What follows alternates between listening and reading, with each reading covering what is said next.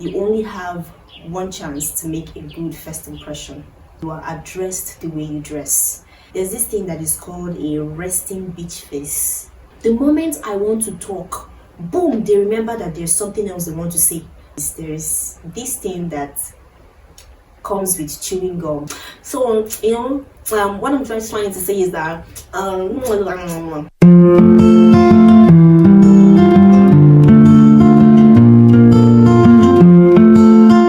hi dear, welcome back to my YouTube channel. My name is Precious Nzubechi.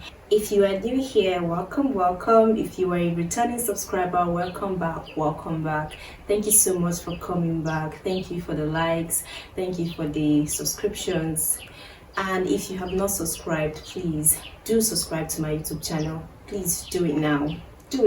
You hear?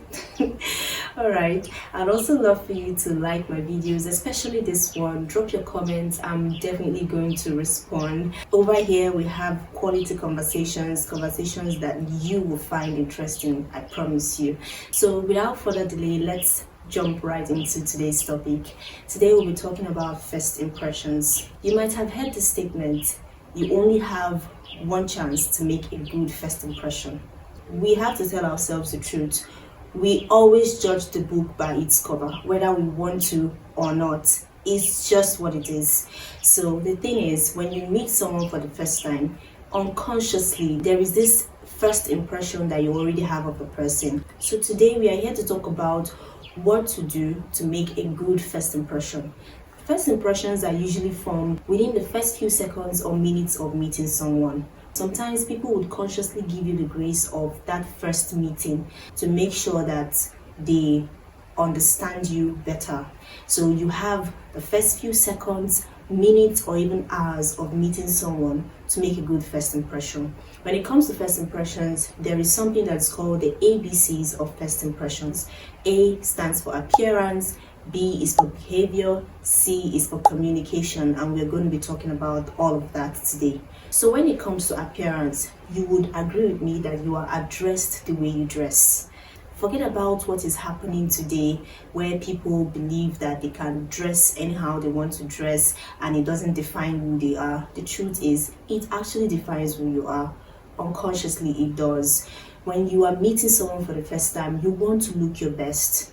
I'm not saying you should break the bank to go get new clothes or to overdress, but just make sure that you're properly dressed, you're not looking dirty, you're not looking tattered, your clothes are clean, they are ironed, you're looking presentable enough no matter what you're wearing.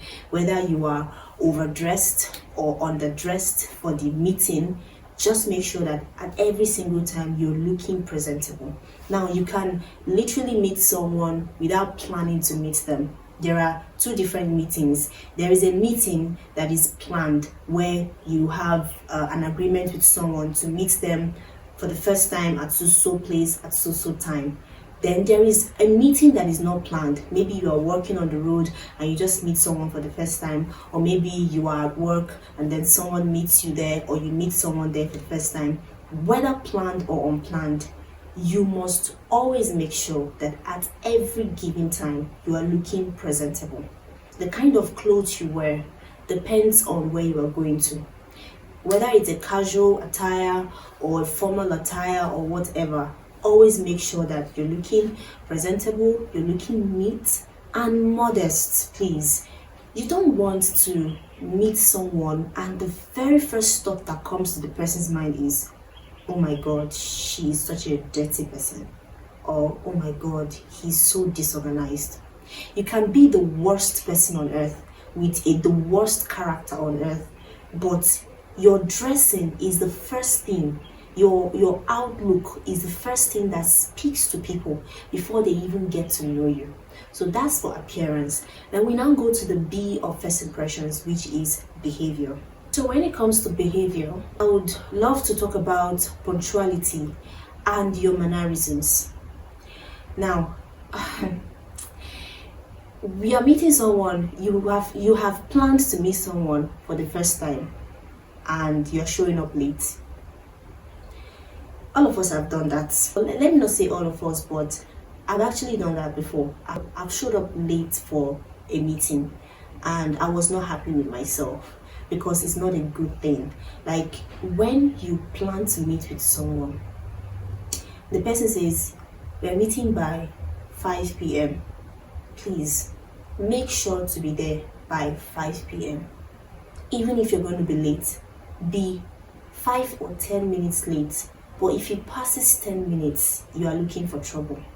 A lot of people don't have that kind of patience to wait, and if they have to sit down or stand up to wait for you for a long time, there is something that is already building up in them that you can no longer control, and everything you might want to do when you arrive, by then they might have been turned off by you and by everything that has to do with you. So it usually takes a lot of grace and patience for this person to put this aside, put the lateness aside, and talk to you and relate with you like nothing happened. If you're going to be showing up late, maybe because you were caught up in traffic, or maybe before you started coming out of your house something happened, an emergency that will make you go late, please send a text or call the person on phone and say, please, I'm going to be a little bit late because of this. But do not keep people waiting for no reason. I've been in a situation like that where I had to wait for someone for a long time. I sat down, it was in a public space, and I was waiting. And this was someone I called before I started coming out of where I was. And I told this person, I am going to be there in like, let's say 15 minutes. So should I start coming out now, or should I wait a bit for you to start coming out from where you are? And this person said, no, start coming out now, I will meet you there. And then I got there and I called this person and they're like, I'm coming. And I ended up waiting for up to 30 minutes or even a little bit more than that.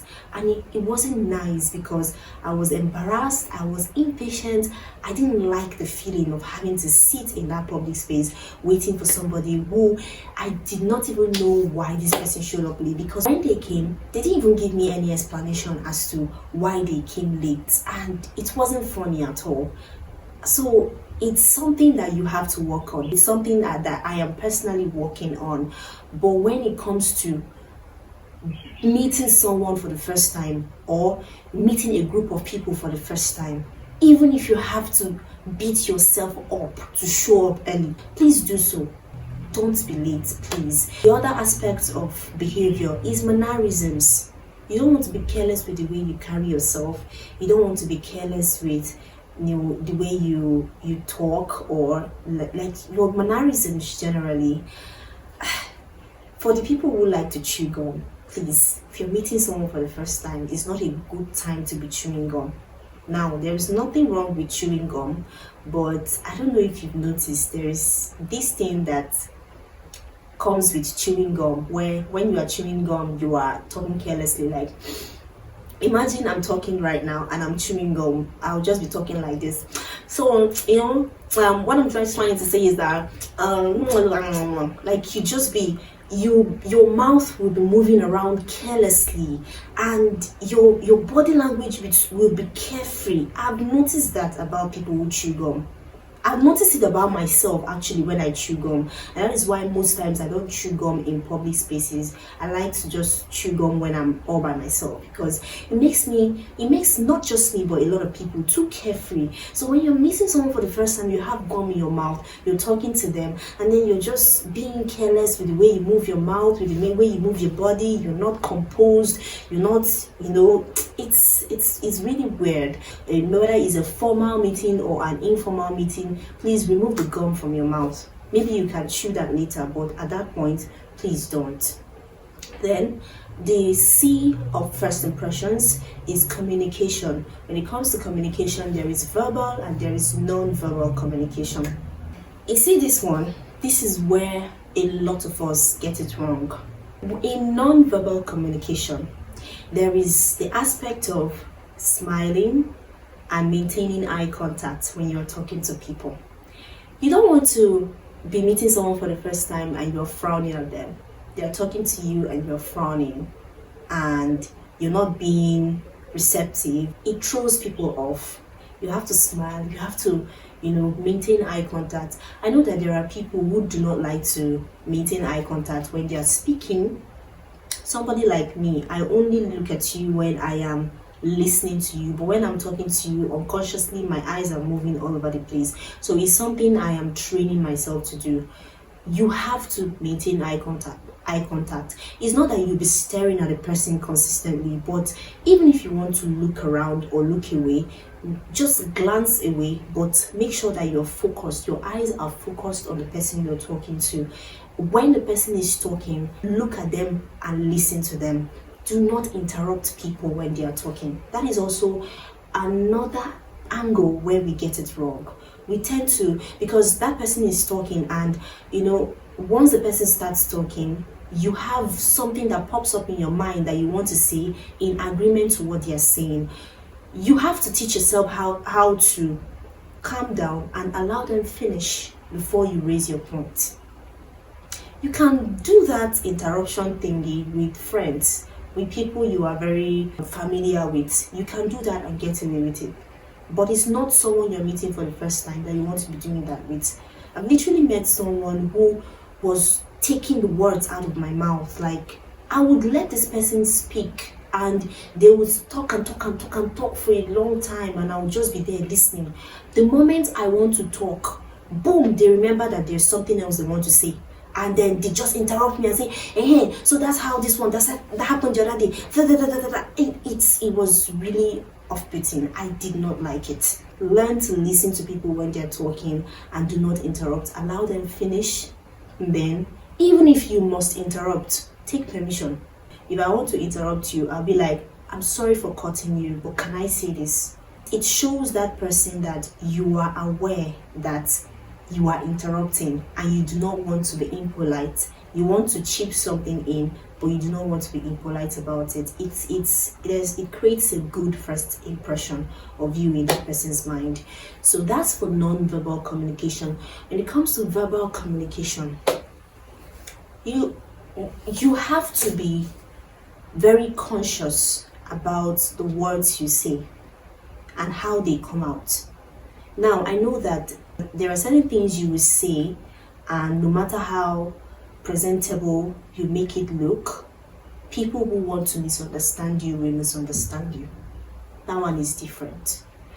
But you just have to try your best to be polite. You have to try your best to be respectful to the person you're talking to. Even if the person is raising a point that you do not agree with, disagree politely. It's not that easy, especially if you are that kind of person who likes to be heard. You are an aggressive person. You like to be forward with your speech and with your opinions. Learn to tone it down. You can present your points in a way that shows that you respect this person, but you don't agree with them. Do not speak harshly to people when you meet them. This can be a bit hard if, for instance, you are in your work environment and you're already stressed. Maybe your boss has stressed you and you are already very tired, you are on edge. And then a client or a customer walks in, and it's very easy for you to pour that anger on that customer. Now that customer is meeting you for the first time. He or she was not aware of whatever must have happened before they came. And then you pour it on them. It usually happens if you're working in a hospital space like I do. You can be really stressed out.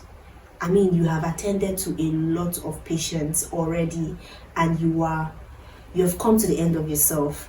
And then someone from somewhere, a patient or a patient's relative, walks in and they are talking to you. They are ignorant at that point. They actually don't know what they want, so they need your help. But you are already on edge. So before you know what's happening, you are snapping at them, you are talking to them harshly. Maybe in their ignorance, they are accusing you of doing or saying stuff that you did not do or say. So you, in your own defense, you snap at them. In that moment, you've made a bad first impression. Because if that patient comes back tomorrow, or that patient's relative comes back tomorrow, or sees you somewhere else tomorrow, they'll be like, that medical practitioner that is rude. So it's not that easy sometimes, especially if you are stressed, but it's something we really have to work on. And as I'm talking to you, I'm also talking to myself, because I know that there are situations where you just cannot help the situation. Yes, but if you can, please try to be polite to everyone you meet, because you do not know where you're going to meet this person tomorrow. And then you don't even know if you are eventually going to have another opportunity to see them and tell this person that, please, oh, I'm not as bad as you think I am.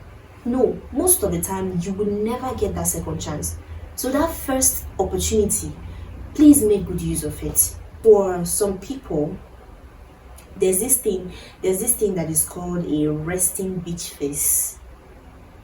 That face that some people have, I have it too sometimes, especially when I'm walking on the road. I am frowning. I don't mean to be frowning, but I am frowning, because that's how my face is when I'm not smiling. It's something I'm working on. So sometimes I deliberately try to relax my face, because I have heard feedback from people that I have what is called the resting bitch face. So you have to be aware. If you are like that, you have to be aware that people will be turned off by that face. They will think that you are not approachable. They will think that you are a rude person.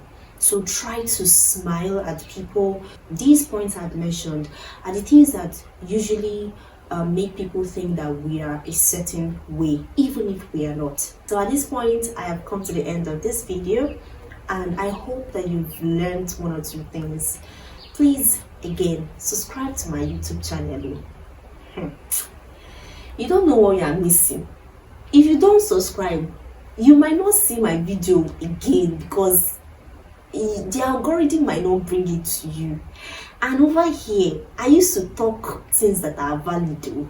We don't talk rubbish here. Do you understand? So please, just subscribe. It's not going to take anything from you. Just click the subscribe button, and every time I post a video, you are going to be notified that I posted a video, and then you watch. And please drop your comments. I'd love to hear from you. What are other things that you think we can do to create a good first impression when we meet people for the first time? And I will be in the comment section replying, and we'll have a beautiful conversation about that. And until I see you the next time, bye.